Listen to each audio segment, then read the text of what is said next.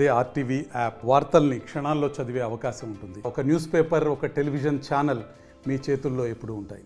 మొత్తం మీద ఈరోజు మండల్లో వైసీపీ ఎమ్మెల్సీలు వాకౌట్ చేసి బయటకు రావాల్సిన పరిస్థితి ఉంది. ప్రస్తుతం ఎమ్మెల్సీ వర్తి కళ్యాణ్ మనతో ఉన్నారు, మాట్లాడే ప్రయత్నం అయితే చేద్దాం. మేడం, వాకౌట్ చేయాల్సిన పరిస్థితి ఎందుకు వచ్చింది అసలు? యాక్చువల్గా మెడికల్ కాలేజీల మీద ఒక ప్రశ్న ఉత్పన్నమైంది. దానికి మేము అడిగిన దానికి సమాధానం సరిగ్గా చెప్పకుండా ఆ ఇష్యూని పక్కదోవ పట్టిస్తూ హెల్త్ మినిస్టర్ గారు దారుణంగా మాట్లాడుతూ ఉన్నారు. అందువలన వాకౌట్ చేయడం జరిగింది. యాక్చువల్గా ఈ మెడికల్ కాలేజీలు అనేవి మనం చూసాం, స్వాతంత్రం వచ్చాక ఇప్పటి వరకు ఈ రాష్ట్రం ఏర్పడ్డాక 11 ఉంటే జగన్మోహన్ రెడ్డి గారు ముఖ్యమంత్రి అయ్యాకే 17 మెడికల్ కాలేజీలు నిర్మాణం చేపట్టడం జరిగింది.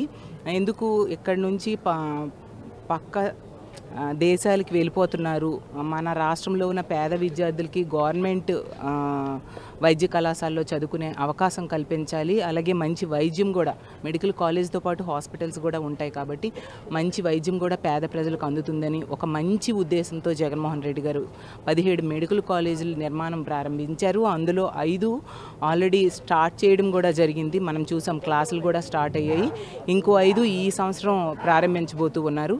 ఎలాంటి పరిస్థితుల్లో ఈ ఇష్యూని పక్కదోవ పట్టిస్తూ ఎంతసేపు గత ప్రభుత్వం మీద వీళ్ళ వైఫల్యాల్ని గత ప్రభుత్వం మీద తోసేస్తూ వీళ్ళు పక్కకు తప్పుకోవాలని చూస్తున్నారు తప్ప ఇప్పుడు ఈ కాలేజీలు ప్రైవేట్ పరం చేయడానికి వీళ్ళు ప్రయత్నిస్తున్నారు అనే విషయాన్ని వాళ్ళు ఒప్పుకోకుండా ఇలా ప్రజల్ని మభ్యపెట్టడానికి ప్రయత్నిస్తూ ఉన్నారు.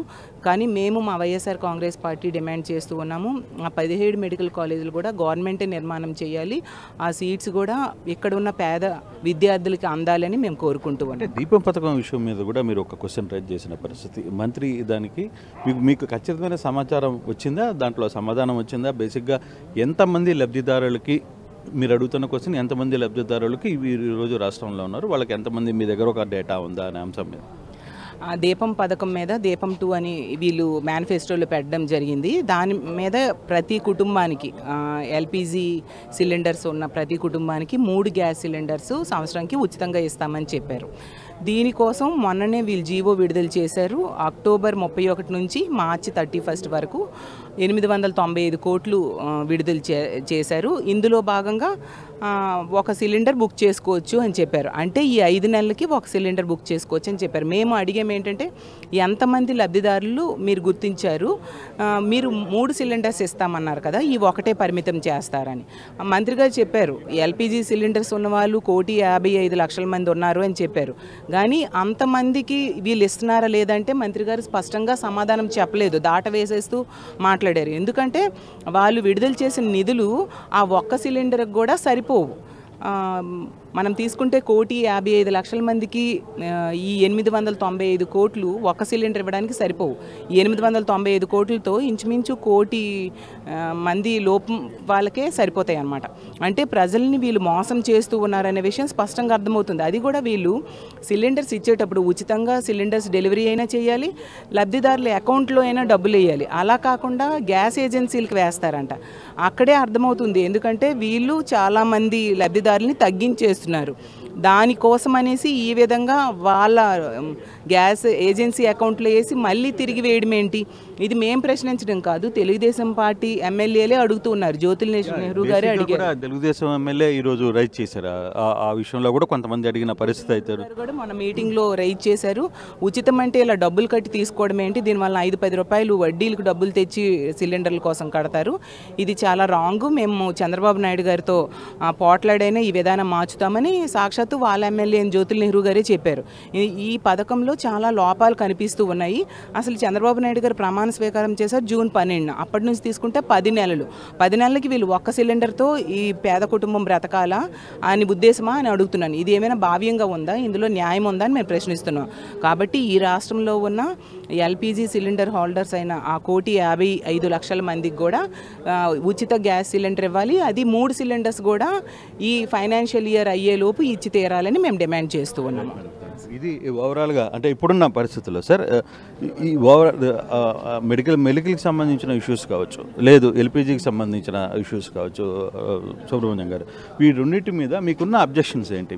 మీరు ఆల్రెడీ మీ గవర్నమెంట్లో కొన్ని మెడికల్ కాలేజీలు ఇచ్చామని చెప్తున్నారు. కానీ ప్రభుత్వం ఏం చెప్తుంది, మంత్రి క్లియర్గా సభలో మాట్లాడుతుంది, మీరు ఓన్లీ పులివెందుల వరకే కొన్ని పరిమితమయ్యారు, మిగతా వాటికి ఎక్కడికి జోలికి పోలేదు అనేది వాళ్ళ వర్షన్ వస్తూ ఉంది. సార్ వాస్తవంగా చూస్తే సార్ ఇప్పుడుండే ఈ పరిస్థితుల్లో మెడికల్ కాలేజ్ 17 స్టార్ట్ చేశాక అందులో 5 ఆల్రెడీ రన్నింగ్లో ఉన్నాయి. రిమైనింగ్ 5 మెడికల్ కాలేజ్ ఈ ఫైనాన్షియల్ 2023-24లో స్టార్ట్ అవ్వాల్సినటువంటి పరిస్థితి. ముఖ్యంగా అంటే ఇవన్నీ కూడా ప్రతి పార్లమెంటుకు మెడికల్ కాలేజీ వాళ్ళనే ఉద్దేశంతో రాష్ట్ర ముఖ్యమంత్రులు, మాజీ ముఖ్యమంత్రులు జగన్మోహన్ రెడ్డి గారు ఆ రోజు స్టార్ట్ చేయడం జరిగింది. ఇప్పుడు ఆల్మోస్ట్ అంటే స్థలం అక్కడ ఇవ్వటం అయిపోయింది, కన్స్ట్రక్షన్ చాలా వరకు అయిపోయింది, ఇన్ఫ్రాస్ట్రక్చర్ కొంచెం రావటం జరిగింది. ఈ రోజున ఆ 750 సీట్లు వస్తే బడుగు బలహీన వర్గాల పిల్లలు ఈరోజు చదువుకునేటువంటి పరిస్థితి. ఈరోజు చూస్తే అంటే ఎక్కడ జగన్మోహన్ రెడ్డి గారికి మంచి పేరు వస్తున్న దురుద్దేశంతో ఈరోజు 17 మెడికల్ కాలేజ్లో ప్రైవేటీకరణ చేస్తామంటున్నారు. అంటే ఈ ప్రైవేటీకరణ ఈరోజు గవర్నమెంట్ స్థలమే, గవర్నమెంట్ ఇన్ఫ్రాస్ట్రక్చరే, గవర్నమెంట్ లెక్చరర్లే. మరి వీరి ఉద్దేశం ఏమిటి అంటే దీన్ని ఏ రకంగా వాళ్ళ పార్టీ వాళ్ళకా లేకపోతే వాళ్ళ కాంట్రాక్ట్లకు అప్పచెప్పాలనే ఉద్దేశం అనేటువంటిది జనరల్గా ఉన్నటువంటిది. అంటే ఈరోజున మేము అక్కడ అడిగింది శాసన మండలిలో, అయ్యా ఈరోజున పులివెందులో 50 సీట్లు వస్తే మీరు ఎందుకు దాన్ని అబ్జెక్ట్ చేశారని అడుగుతూ ఉన్నాం.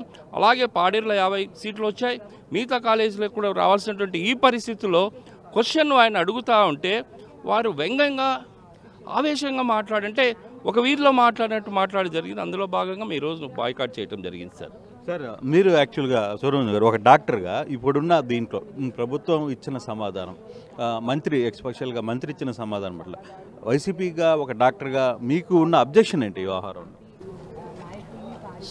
సార్ స్వాతంత్రం వచ్చినప్పటి నుంచి జగన్ గారి ప్రభుత్వం, వైసీపీ ప్రభుత్వం వచ్చేదాకా ఓన్లీ 11 మెడికల్ కాలేజ్ ఉన్నాయి. అంటే ఎంత కష్టం ఒక మెడికల్ కాలేజ్ ఉంది అర్థమైంది కదా. నిజంగా గ్రేట్ పర్సనాలిటీ జగన్మోహన్ రెడ్డి గారు 17 మెడికల్ కాలేజ్ న్యూయార్క్ ఉండాలనే ఉద్దేశంతో 17 మెడికల్ స్టార్ట్ చేయడం. అంటే మెడికల్ కాలేజ్ అంటే 100 ఎకరాల ల్యాండ్ కావాలి, ఇన్ఫ్రాస్ట్రక్చర్ కావాలి, ఫండ్స్ కావాలి, అన్నిటికీ ముఖ్యం పర్మిషన్ ఢిల్లీ నుంచి తెచ్చుకోవాలి ఈజీగా. That is the biggest problem. కానీ ఆయన 17 మెడికల్ అంటే 5 మెడికల్ కాలేజ్ స్టార్ట్ చేశారు. స్టార్ట్ చేసి అడ్మిషన్ పిల్లలు చక్కగా చదువుకుంటున్నారు. 750 మంది చదువుకుంటున్నారు. ఈరు కూడా 750 మందికి చేర్చే పరిస్థితి ఉంటే ఈరోజు వీళ్ళు ఏం చేశారంటే వాళ్ళ ఆశల్ని బీదవాడు ₹1 కోటి పెట్టి చదువు రిచ్ కష్టమే. అంటే 750 మంది ఎస్సీ, ఎస్టీ, బీసీలు, మైనారిటీలు ఈరోజు ఇబ్బంది పెట్టారు. వాడి ఆశల్ని అడియాసలు చేశారు. ఎందుకంటే ఇది ఇప్పుడు ఒక కాదు వస్తే ఒక్క వైద్య విద్య కాదు సార్. ఆ ప్రాంతంలో మెడికల్ 150 సీట్లు ఉంటే 3 ఏళ్ళు 500 మంది డాక్టర్లు తయారవుతారు. ఆ డాక్టర్లు అక్కడ వైద్య సేవలు అందిస్తారు. అందువల్ల అక్కడ ప్రజలకు డెఫినెట్గా వాళ్ళ వైద్య లెవెల్ పెరుగుతుంది. కాబట్టి ఇది వస్తుంది సార్. 1000 బడ్లు 1000 మంది పేషెంట్ అక్కడ వచ్చింది ఇప్పుడు. అంటే వాళ్ళకి అవకాశం కలిగింది. అందువల్ల ఇవన్నీ ఈరోజు అది ఆపేసి పాడేరులో 50 శాతం లిమిట్ చేసేసి పులివెందులో వద్దని రాసిచ్చేసి ఈరోజు కళ్ళబల్లి మాటలు చెప్పి కథలు చెప్తుంటే అందుకనే మేము అక్కడి నుంచి బాయ్కాట్ చేయడం జరిగింది.